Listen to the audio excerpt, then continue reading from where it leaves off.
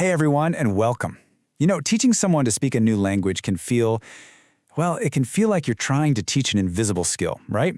How do you correct something that just vanishes the moment it's spoken?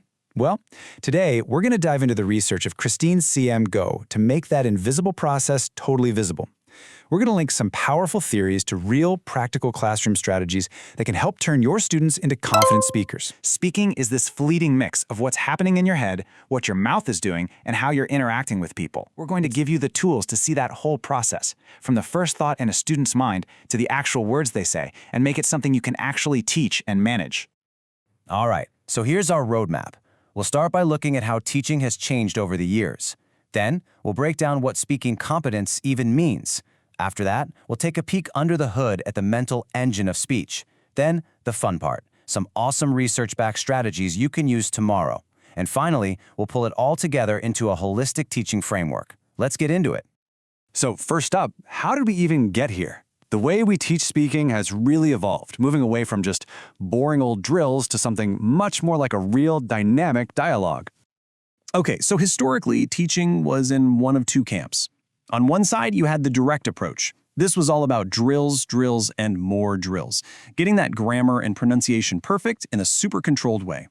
Then, communicative language teaching, or CLT, came along and brought in the indirect approach. This is where you see all the pair work and group tasks. The thinking was, hey, if students just practice talking to each other enough, those skills will magically transfer to real life. The only problem?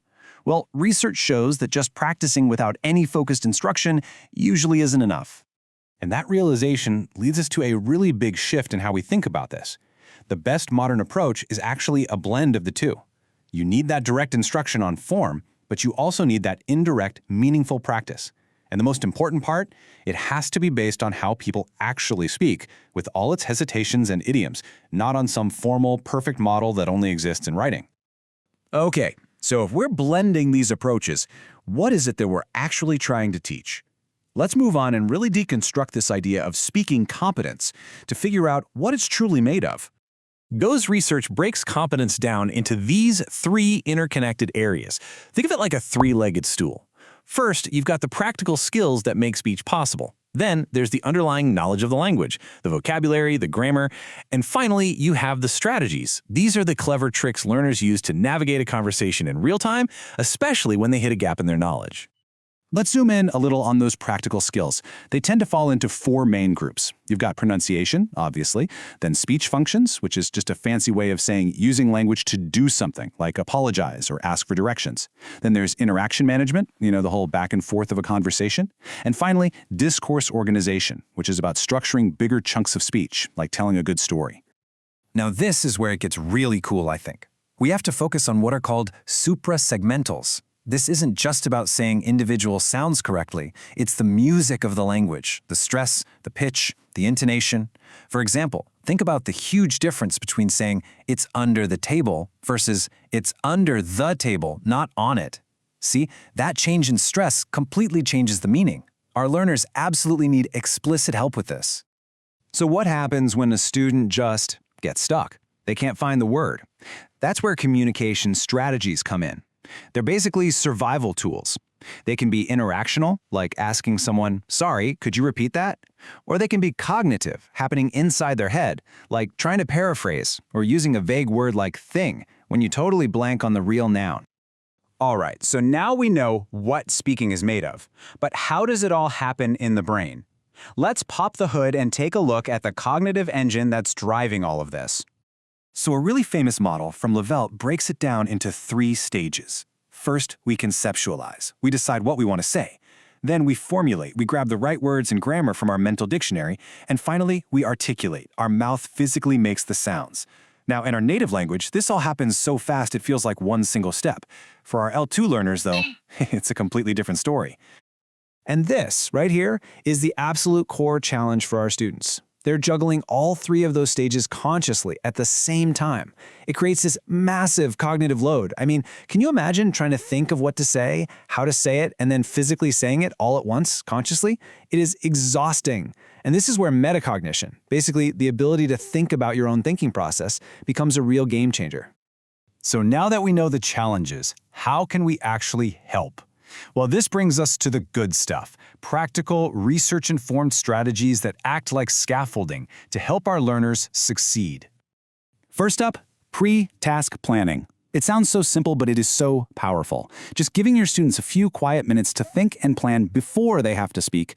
Research has shown again and again that it improves both their fluency and the complexity of the language they end up using. It's all about reducing that cognitive load we were just talking about. Okay, strategy number 2 is task repetition. This one is huge. Having students do the same task, or a very similar one, a second time is incredibly effective. Think about it. The first time is like a rehearsal. The second time they do it, their brain isn't working so hard just to get the ideas out. That cognitive space is freed up, and the research shows they produce speech that is way more accurate, more complex, and just sounds more natural. It basically turns a simple practice activity into a deep learning opportunity. And our third big strategy is all about enhancing metacognition. This just means we are explicitly teaching students to reflect on their own learning. When learners start to evaluate their own performance, when they monitor their own speech, and when they plan for how they're going to improve, they gain so much control over their own development. And yeah, studies have linked this directly to getting better at both speaking in general and specific things like pronunciation. Okay, let's head into our final section and see how we can put all of these different pieces, the theory, the cognitive stuff, the strategies, all together into one big holistic teaching approach. So this whole approach is built on 4 key principles. Number 1, reduce that cognitive load so students don't get overwhelmed. 2, make the learning visible so they actually understand why you're having them do these activities. 3, give permanence to speech. Use things like audio recording so it can be looked at and analyzed later. And 4, address their affective needs. We have to create a classroom that feels safe enough for them to practice and take risks. So how do we actually do that? Well, this teaching-speaking cycle brings it all together beautifully. Just look at the flow here. It starts by focusing everyone's attention on a specific skill. Then you provide input and give them that crucial planning time. Then they do the speaking task for the first time. After that, you can focus on a specific language point or skill that came up. And here it is, the magic step, they repeat the task. The cycle closes out with reflection and feedback. It's this powerful, continuous loop for improvement. When you boil it all down, this whole approach is really about empowerment. By making those invisible processes of speaking totally visible, we're not just teaching them some vocabulary and grammar. No, we're giving our students the awareness and the tools to manage their own learning and to become truly independent, confident speakers. And that brings us to the end. Wow, we've gone all the way from theory to practice, from what's happening in the brain to what you can do in your classroom. So I'll leave you with this question to chew on. Of all the ideas we've talked about today, from reducing cognitive load to task repetition, which one principle or strategy are you going to focus on making just a little more visible in your classroom next week? Drop your ideas in the comments. Thanks so much for watching.